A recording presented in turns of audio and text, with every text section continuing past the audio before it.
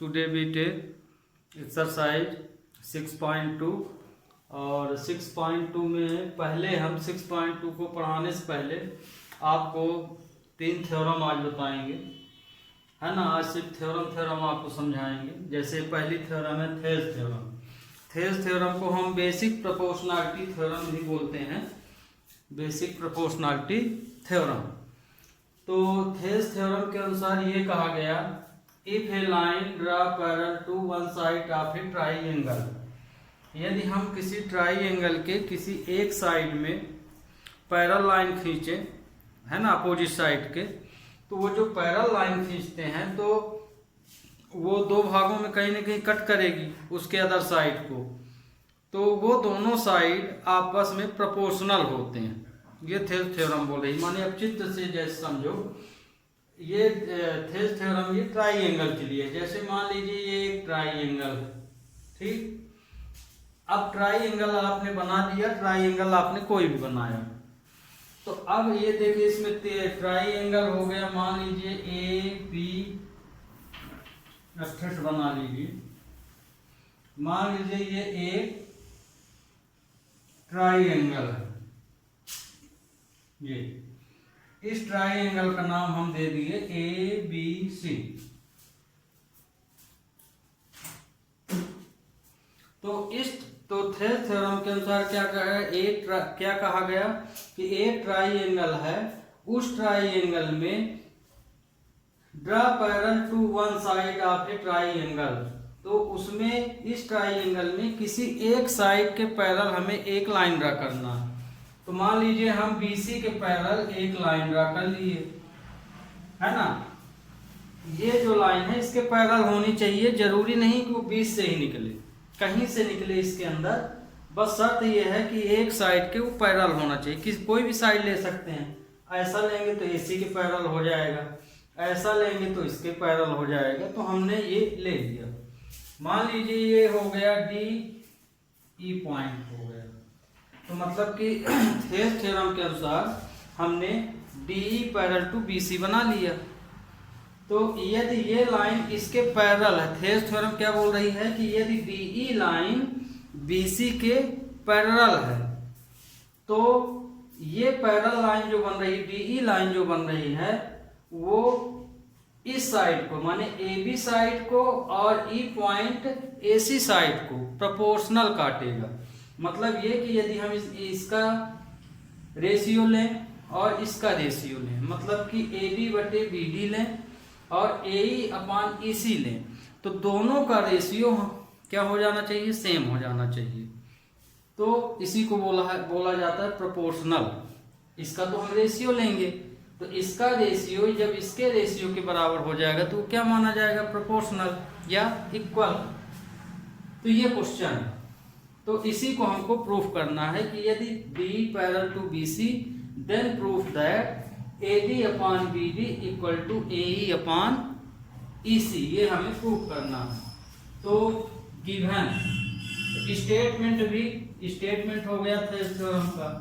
अब इसमें गिवन क्या है, गिवन इन ट्राइएंगल ABC, हमने चूंकि ट्राइएंगल ABC लिया है, तो ABC के अंदर हमको क्या दिया गया है, DE parallel to BC, DE parallel to BC, ये क्वेश्चन में दिया गया है। अब कंस्ट्रक्शन ले लेते हैं। कंस्ट्रक्शन में हमको चूंकि AD अपॉन BD प्रूव करना है, तो कंस्ट्रक्शन में आगे हम B पॉइंट को E पॉइंट से मिलाते हैं। ये अपने से हम लोग क्या लेते हैं, कंस्ट्रक्शन ये, और AB लाइन के ऊपर या AD लाइन के ऊपर, क्योंकि AB का ही एक पार्ट है, इसी में लाइज कर रहा, तो चाहे AD लाइन बोलिए या AB बोलिए, तो हम इसके ऊपर एक परपेंडिकुलर लाइन ड्रा कर देते हैं और वो परपेंडिकुलर लाइन E पॉइंट से हम मिला देते हैं। तो मान लीजिए इस पॉइंट का नाम हम क्या दे दें, P दे दीजिए, ये P पॉइंट है और ये परपेंडिकुलर है, ठीक। तो आगे हम एक पार्ट को ले रहे हैं, उतना ही ये फिगर बनाया गया है, फिर उस पार्ट को जब लेंगे तो उस पार्ट का बनाएंगे। तो हमें इस अब इसमें देखिए दो ट्राइंगल हमारे बन रहे हैं, किस बेस पे? डीई बेस पे। तो एक ट्राइंगल तो एडीई, चाहे इधर की साइड लीजिए चाहे उधर की साइड लीजिए, एडीई तो दोनों में रहेगा। तो हम इसको पकड़ रहे हैं, ए बी लाइन के ऊपर कितने ट्राइंगल बन रहे हैं? तो ए बी लाइन के ऊपर ट्राइंगल बन रहा है ए डी ई, और दूसरा बन रहा है डी बी ई, माने ए बी लाइन के अंदर दो ट्राइंगल बन रहे हैं। तो कंस्ट्रक्शन में हम लेंगे draw PE perpendicular AD. AD की जगह आप एबी भी ले सकते हैं, ध्यान रखिएगा। एडी लाइन पर यदि ये परपेंडिकुलर है तो पूरी लाइन में माना जाएगा। एंड इधर से भी हमको चूंकि खींचना पड़ेगा, तो इधर से भी हम अभी बनाए दे रहे हैं ये क्योंकि हमको एसी लाइन भी लेना पड़ेगा। तो एसी लाइन के ऊपर भी एक परपेंडिकुलर हमें खींचना पड़ेगा, तो इसका नाम हम दे दिए Q. And D Q perpendicular A, ये कंस्ट्रक्शन में हम लोग अपने से लिए हैं।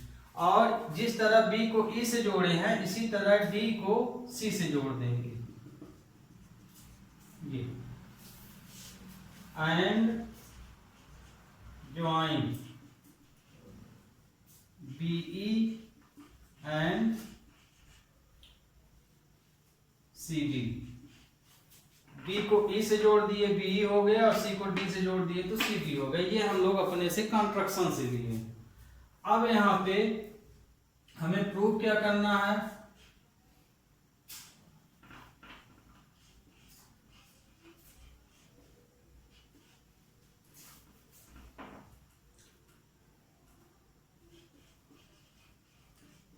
प्रूव करना है AD upon BD equal to AE upon EC. ये हमको प्रूव करना है। तो अब यहां से हम प्रूव करना शुरू करते हैं।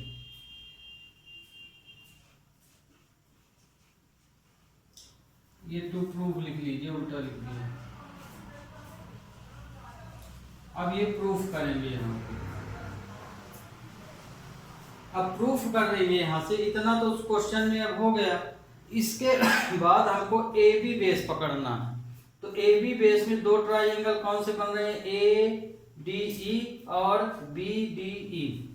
तो in triangle A D E and triangle B D E, इस ट्राइंगल में ध्यान रखिएगा परपेंडिकुलर लाइन लिए हैं इसमें जो फार्मूला लगेगा, इन दोनों में एरिया निकालना पड़ेगा। तो इसमें जितने भी ट्राइंगल का हम एरिया निकालेंगे तो ये वाला फार्मूला अप्लाई करेंगे। यहां हम लिखे देते हैं area of triangle ABC. ABC तो नहीं लिखेंगे, जैसे ये वाला ट्राइंगल ले रहे हैं, मान लीजिए एडीई ले रहे हैं फॉर एग्जांपल, तो इसमें 1/2 बेस इंटू हाइट फार्मूला लेके चलेंगे। तो ये तो हम एडीई फॉर एग्जांपल लिखे हैं। तो आप जितने भी ट्राइंगल का एरिया निकालेंगे इसके अंदर से, उन सब में 1/2 बेस इंटू हाइट आपको फार्मूला लेना है। तो एडीई तो हमको इसमें रेशियो निकालना पड़ेगा। तो मतलब कि एडीई का रेशियो अपान बीडीई का रेशियो। तो इसलिए area of triangle ADE upon area of triangle BDE लिए, है ना। बेस ए बी लिए हैं, तो ए बी के ऊपर दो ट्राइंगल बनते हैं, ये और ये। तो इसमें हमें वो फार्मूला यूज करना पड़ेगा। तो 1/2 बेस इसमें जब हम ADE पढ़ेंगे ट्राइंगल तो बेस AD माना जाएगा। तो तो AD इंटू परपेंडिकुलर या हाइट कितनी है PE, जिसे हम परपेंडिकुलर बोलते हैं, वो हाइट का काम कर रही है। फिर सेम इसी तरह इस ट्राइंगल में, तो इस ट्राइंगल में माने BDE, तो BDE में BD बेस बन रहा है, तो 1/2 BD परपेंडिकुलर वही रहेगा। क्यों? क्योंकि चाहे आप इस ट्राइंगल को पकड़िए या उस ट्राइंगल को, हाइट सेम रहेगी PE। तो ये, तो इसमें से देखिए ये कैंसिल हो गया, ये हो गया, तो इसका आंसर क्या आया AD/BD, ये आपका आ गया, ये पहला इक्वेशन बन गया। अब सेम इसी तरह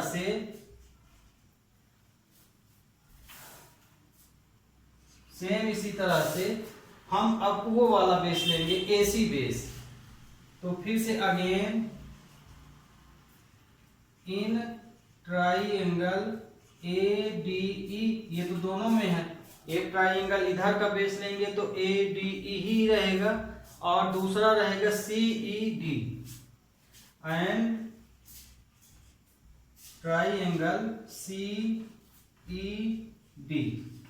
सेम प्रोसीजर हो जाएगा इसी तरह। तो इन्हीं का एरिया का रेशियो निकाल लेंगे, area of triangle ADE upon area of triangle CED, तो 1/2।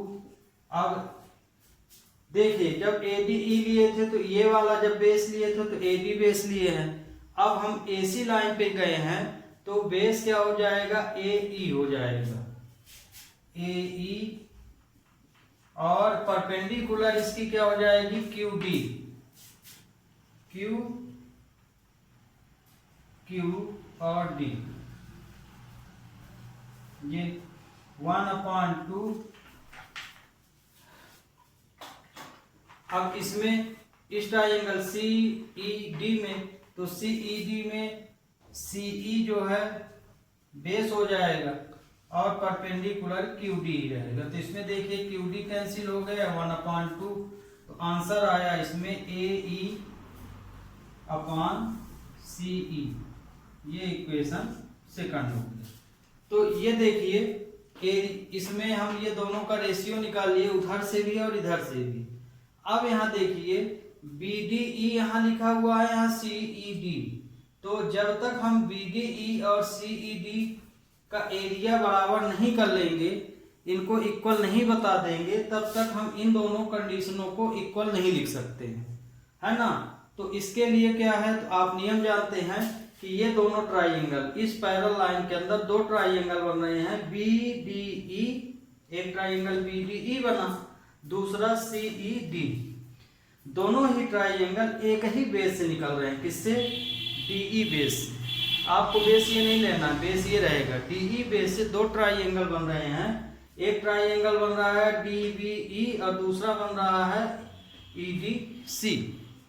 तो चूंकि दोनों ट्राइंगल का बेस सेम है और दोनों ट्राइंगल एक ही पैरेलल लाइन के बीच लाइज कर रहे हैं, इसलिए इनका एरिया हमेशा क्या होगा, इक्वल होगा। ये कारण आपको लिखना पड़ेगा। हेंस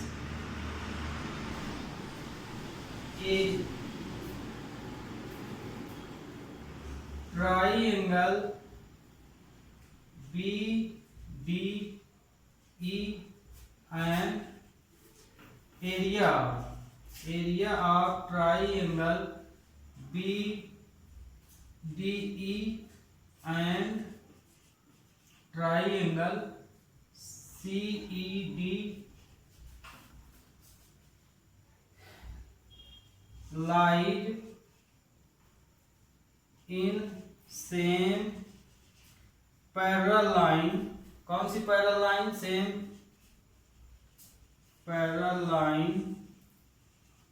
पैरेलल लाइन का नाम क्या है, DE parallel to BC and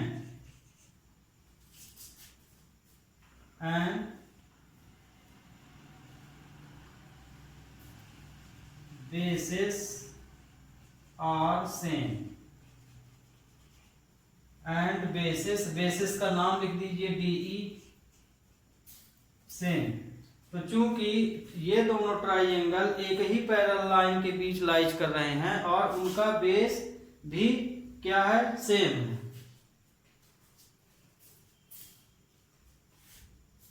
इसलिए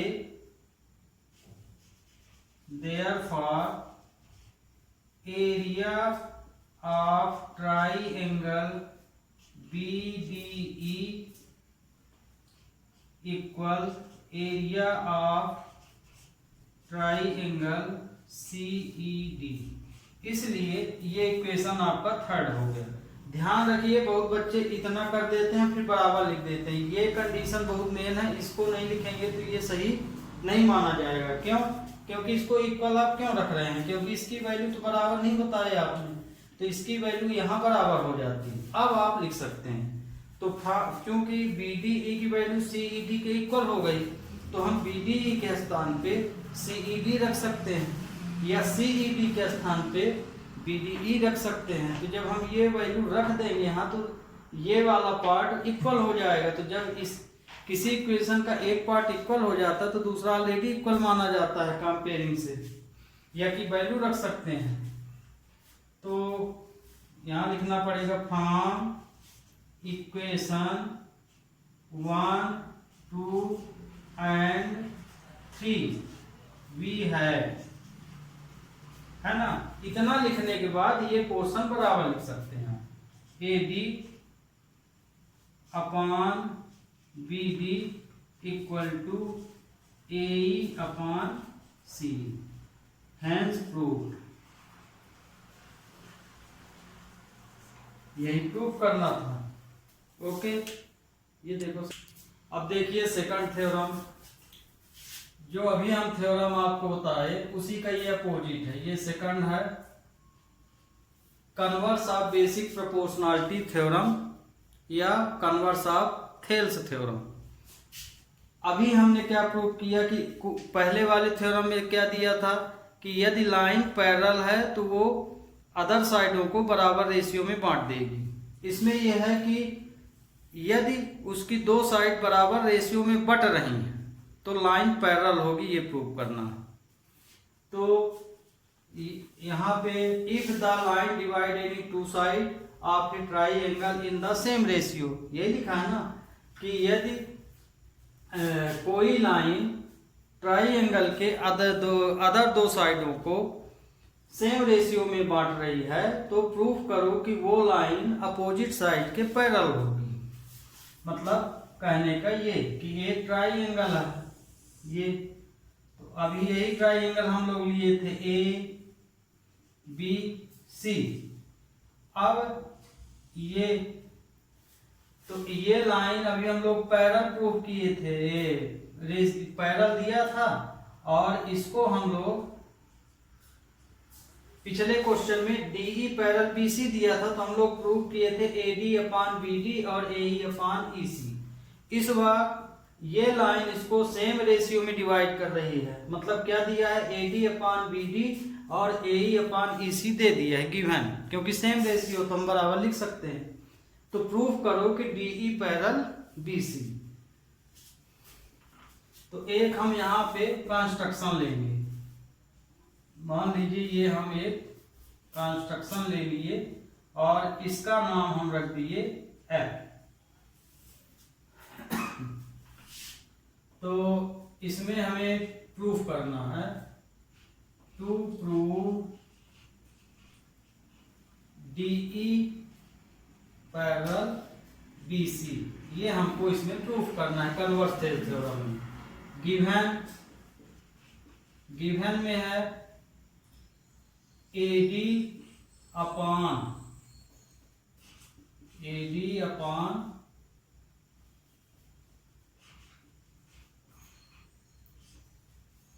BD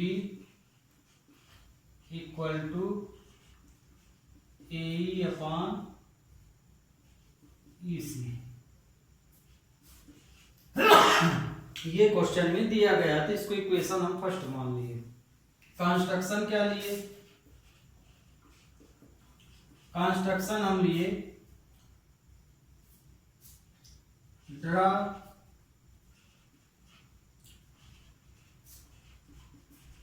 another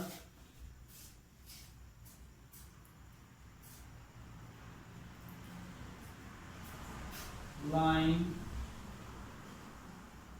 DF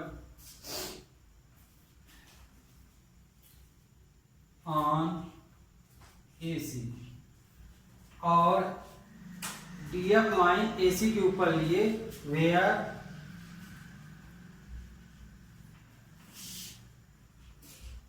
DF parallel AC, ये हमने कंस्ट्रक्शन से लिया।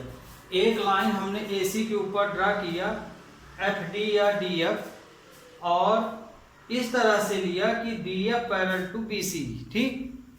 ये अपने कंस्ट्रक्शन से ले लिए हैं, माने स्वयं, माने ये जो है स्वयं का ऑब्जेक्शन है, माने स्वयं मान के चल रहे हैं। तो अब यहाँ पे हम प्रूफ कर रहे हैं, proof if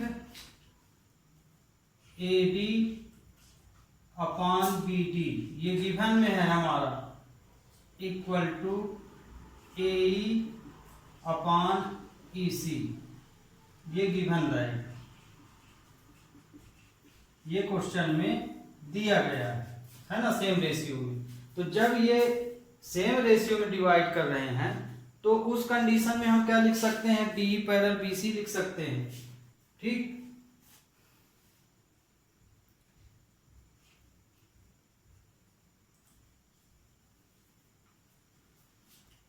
DE parallel BC। अब इस तो जैसे ये ले लिए, तो जब ये लिए तो मतलब कि DE पैरेलल BC माना जाएगा। तो अब हम यहां सपोज करते हैं, let DE not parallel to BC। अब हम ये मान लिए कि DE लाइन BC के पैरेलल नहीं है, देन लेट, तो हम फिर से मानते हैं कि कौन सी लाइन पैरेलल है, DF पैरेलल टू BC। देखिए हम इसको मान लिए कि DE जो है BC के पैरेलल नहीं है, तो पैरेलल है कौन सी, तो हम मान लिए कि DF पैरेलल BC की है, किसके है, BC के है। तो यदि DF BC के पैरेलल है तो इस कंडीशन से हम क्या लिख सकते हैं, फिर से वही रेशियो AD अपॉन BD, और इधर से ये वाला लिए हैं, इसको तो लिए नहीं है ऑब्जेक्शन, ये वाला पॉइंट है, तो हम लिख सकते हैं AF upon FC, AF upon FC ले सकते हैं। तो ये देखिए AD अपॉन BD की वैल्यू ये आ रही और AD अपॉन BD की वैल्यू ये आ रही। तो कहने का मतलब ये कि किसी एक वैल्यू के दो आंसर तो यह नहीं हो सकते हैं, है ना। तो इसके अनुसार AE और EC और AF और FC दोनों इक्वल हो रहे हैं। मान लीजिए ये तो क्वेश्चन में दिया था, ये हम अपने ऑब्जेक्शन में ले लिए हैं, ओके। तो यहाँ पे हमको क्या लिखना पड़ेगा, क्योंकि ये तो संभव नहीं है कि इसी पॉइंट से हम, किसी एक पॉइंट से हम दो पैरेलल लाइन नहीं ड्रा कर सकते हैं, वो तो टेढ़ा हो ही जाएगा। तो आपको पता है कि किसी एक पॉइंट से हम पैरेलल लाइन नहीं ड्रा कर सकते हैं, और इससे क्या पता चल रहा है कि हम इसी पोजीशन से इसकी वैल्यू सेम निकल रही है। तो कहने का मतलब ये कि हमारा अजम्पशन क्या हो रहा है, रंग माना जाएगा। ये दोनों अलग अलग ना होके बल्कि कॉन्सिडेंट कंडीशन है, इसलिए क्या हो जाएगी, line DE parallel to BC हो जाएगी। तो ये आया। अब देखिए इस वैल्यू को हम कंपेयरिंग करें तो ये वैल्यू इसके बराबर हो जाता। तो from equation 1 and 2 we have AE upon EC equal to AF upon FC, ये हो गया। तो अब इसमें क्या करेंगे, दोनों साइड 1 ऐड करेंगे, है ना। तो AE upon E C plus 1 और A F upon F C plus 1। तो जब इसमें हम 1 प्लस कर दिए दोनों साइड तो एलसीएम लिए तो ये क्या आ जाएगा, ए ई प्लस ई सी, है ना, ये वाला portion A E plus E C upon E C आ जाएगा, और ये वाला A F plus F C, A F plus F C upon F C आ जाएगा। तो यहाँ देखिए ए ई प्लस ई सी, ए ई प्लस ई सी हम यहाँ पे A E plus E C equal to A C लिख सकते हैं। इसी तरह से A F plus F C, A F plus F C equal to A C लिख सकते हैं।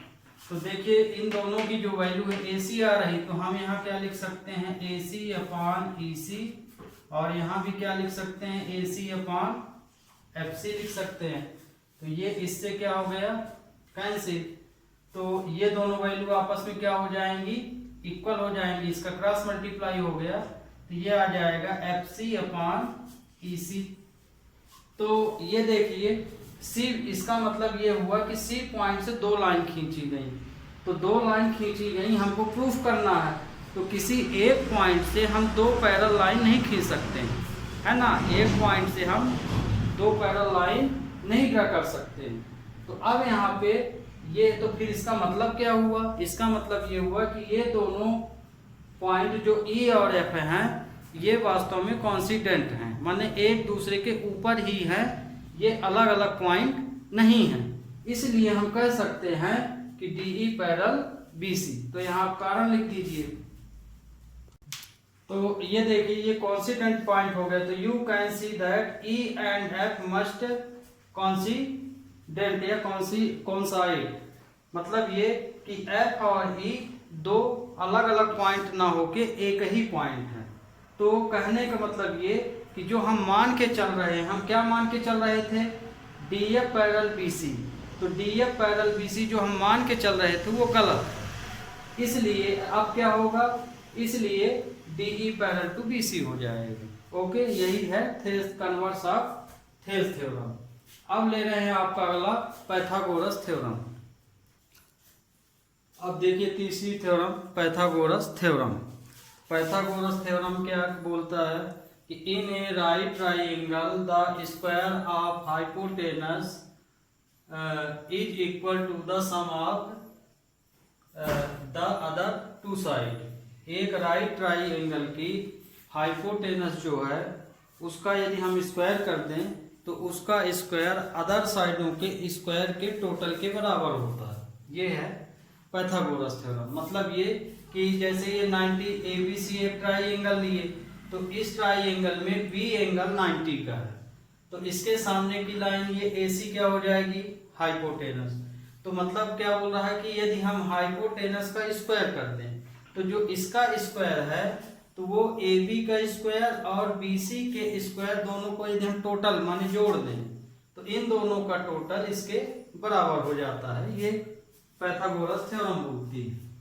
तो मतलब ये कि हमको यहाँ पे टू प्रूव, क्या प्रूव करना है, AC का स्क्वायर इक्वल टू AB का स्क्वायर प्लस BC का स्क्वायर, है ना। शॉर्ट फॉर्म में Pythagoras theorem of P square plus B square लिखते हैं, है ना। फिर जिस तरह का आपका ट्राइंगल होता है उस तरह से इसको हम यूज कर लेते हैं। तो हमको ये प्रूफ करना है। तो इसमें हम कंस्ट्रक्शन ले लिए। कंस्ट्रक्शन में जैसे ये हम डी पॉइंट ले लिए, तो construction draw AD perpendicular to AC, इसके ऊपर परपेंडिकुलर ले ली। अब यहाँ पे देखिए 2 ट्राइंगल बन गए। राइट ट्राइंगल कितने बन रहे हैं, एक राइट ट्राइंगल आपका बना ABC जो दिया है। जब ये परपेंडिकुलर ले लेंगे तो ADB एक राइट ट्राइंगल बनेगा, और उस साइड से यदि लेंगे तो BDC राइट ट्राइंगल बनेगा, 3 राइट ट्राइंगल इसमें बन रहे हैं। तो प्रूफ में लिए, अब हम ले रहे हैं इसमें triangle A, in triangle A B C and triangle B D C. हम ये 2 राइट ट्राइंगल ले, दो इसमें सब राइट ट्राइंगल है, ध्यान रखिएगा। ए बी सी एक राइट ट्राइंगल ले लिए, दूसरा बी डी सी ले लिए, मतलब बी डी सी और ए बी सी लिए। तो इसमें हम क्या करेंगे, इसका प्रोपोर्शन लिखेंगे।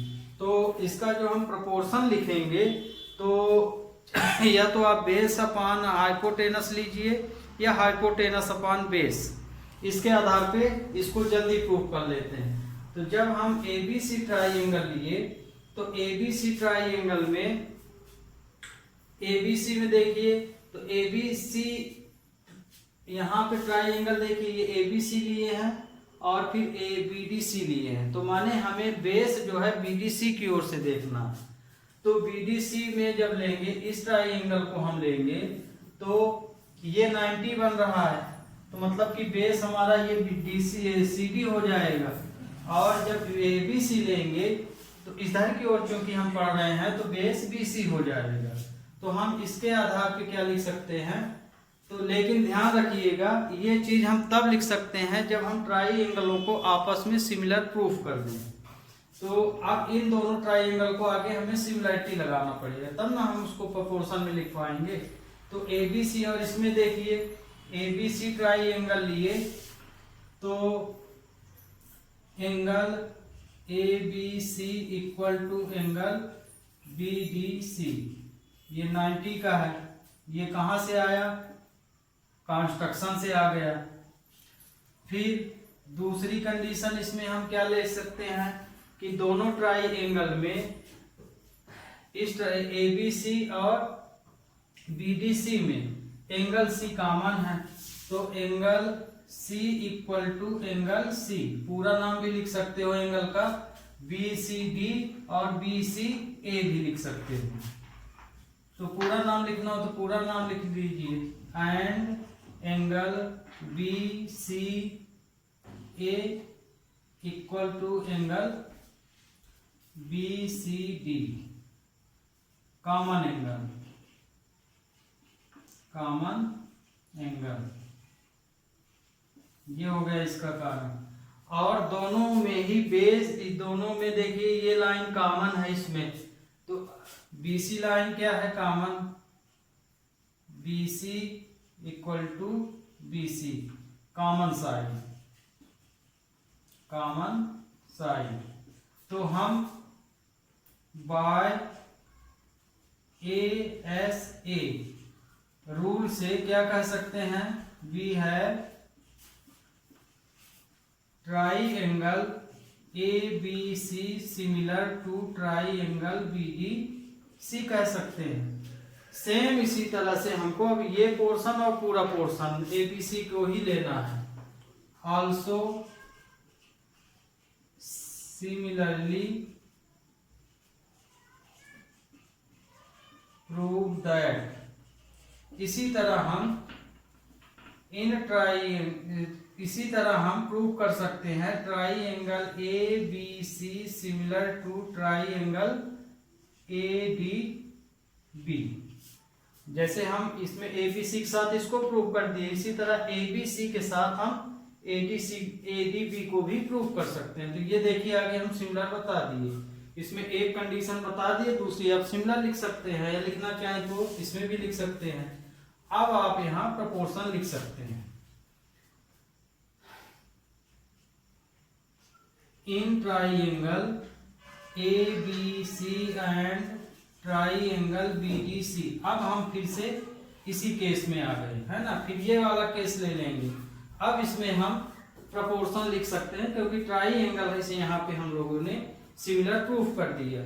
तो इसकी मदद से अब हम लिख सकते हैं, जैसे ट्राइंगल ए बी सी और ये वाला लिए, तो ए बी सी में इधर की साइड ले रहे हैं तो बी सी, तो हम इसको लिख सकते हैं बी सी। ए बी सी के अंदर देखना है, तो यदि बी सी बेस है तो यहाँ से ये हाइपोटेनस लिखेंगे, तो बेस अपॉन हाइपोटेनस लिख रहे हैं यदि, तो ए बी सी में बेस बनेगा बी सी। क्यों बनेगा? क्योंकि बी डी सी एंगल हम ले रहे हैं इसके साथ में, तो इसी साइड की वैल्यू हम देखेंगे, इसलिए ये क्या हो जाएगा ए सी, ए बी सी के लिए पूरी वैल्यू। फिर इसी तरह से जब ये बेस अपॉन हाइपोटेनस लिखे हैं तो इसमें भी अब हम बेस अपॉन हाइपोटेनस लेंगे, तो इसका भी बेस बी सी ही रहेगा, है ना। अब देखिए जब हम BDC में आएंगे तो ये देखिए ये कितने का बन रहा है 90 का, तो बेस इसका ये बनेगा DC और ये हाइपोटेनस बनेगा, तो इसमें यही ध्यान रखिएगा। तो हम लोग किस बेस पे चल रहे हैं? बेस अपॉन हाइपोटेनस लेके चल रहे हैं, ठीक। तो ABC के ट्राइंगल में देख लिए, इसी तरह BDC में देख लीजिए, BDC में बेस है CD और हाइपोटेनस इसमें क्या है BC। ये इसका क्रॉस मल्टीप्लाई करेंगे तो ये हो जाएगा BC square equal to AC into CD। ये इक्वेशन फर्स्ट हो गया, ठीक। सेम इसी तरह से अब ट्राइंगल हम ये वाले में आ जाते हैं, माने इस कंडीशन में, in triangle ABC and triangle ADB में, ADB में भी हम इसी के अनुसार पढ़ेंगे, बेस अपॉन हाइपोटेनस। तो ABC ट्राइंगल आगे लेंगे, तो ABC और ADB ले रहे हैं, तो मतलब बेस अब इधर की ओर देखेंगे, तो 90 का ये बन रहा, तो बेस हम ABC में अब ये वाला लेंगे, तो ये हो जाएगा AB अपॉन हाइपोटेनस, तो इसका हाइपोटेनस तो AC ही रहेगा ये। फिर ABD में ABD के लिए लिख लीजिए, तो ABD में ये 90 है, मतलब बेस ये वाला AD है, तो AD अपॉन हाइपोटेनस AB है, ये क्रॉस मल्टीप्लाई, तो AB का square equal to AC into AD। ये इक्वेशन सेकंड हो गया। अब इक्वेशन फर्स्ट और सेकंड को हम क्या करेंगे? Adding equation first plus equation second, इन दोनों को हम प्लस कर देते हैं, तो ये हो जाएगा BC का स्क्वायर प्लस AB का स्क्वायर इक्वल टू, तो यहां देखिए ये वाली जो हम लोग वैल्यू लिए हैं, तो ये वैल्यू भी जुड़ेगी, तो AC into CD plus AC into AD। तो अब इसको हम प्लस कर AC कॉमन ले सकते हैं यहाँ से, तो AC कॉमन ले लिए, तो यहाँ क्या बचा CD प्लस AD। तो ये देखिए CD प्लस AD की वैल्यू AC हो जाती है, तो क्योंकि यहाँ पे CD plus AD equal to क्या है? AC है, फ्रॉम फिगर में देखें तो AD प्लस CD किसके इक्वल है? AC, तो हम इसकी जगह पे क्या रख सकते हैं? AC, तो BC square plus AC square, sorry यहाँ AB स्क्वायर लिखा था, ये AB स्क्वायर है, AB स्क्वायर ये हो जाएगा AC इंटू AC, तो BC का स्क्वायर प्लस AB का स्क्वायर इक्वल टू AC का स्क्वायर, हैंस प्रूफ। तो ये आपकी पाइथागोरस थ्योरम थी। ओके स्टूडेंट, तो आज आपको हमने ये 3 थ्योरम बताए। अब कंटिन्यू आपके सिर्फ एक्सरसाइज हमको पढ़ाना है, तो नेक्स्ट लेक्चर से एक्सरसाइज 6.2 लेंगे और इन थ्योरमों को आप लोग अच्छे से कर लीजिएगा। तब तक के लिए हैव ए नाइस डे।